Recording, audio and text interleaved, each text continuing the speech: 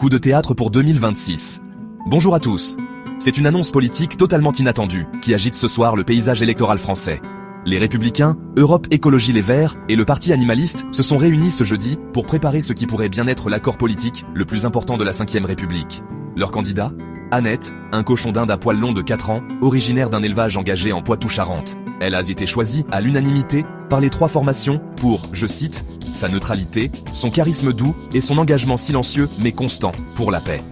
Rachida Dati, présente lors de la conférence de presse, a salué une candidate sans casserole, sans compte Twitter et sans ambition personnelle. De son côté, le représentant d'Europe Écologie Les Verts a rappelé qu'Annette n'utilise ni plastique ni carburant, et que même ses déjections sont biodégradables. Jacques Malville, un constitutionnaliste, témoigne, juridiquement, c'est imparable.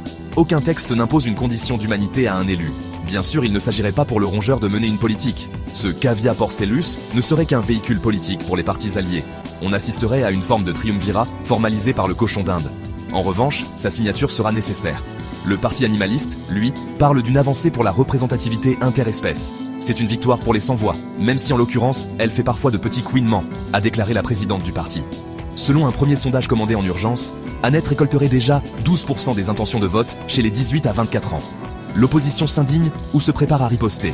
C'est n'importe quoi, bordel de merde, les gens vont pas voter pour un cochon d'Inde. Si, pour sa part, des bruits courent au sein de la France insoumise et de ses traîtres du Parti Socialiste. Les rumeurs parlent de Bertrand, un magnifique chinchilla d'1,5 kg. Pour le coup, c'est vraiment un animal politique. Et en plus, lui, il est parisien, lui. Qu'est-ce qu'un cochon d'Inde Poitevin connaît à Paris ? Hurle Mélenchon.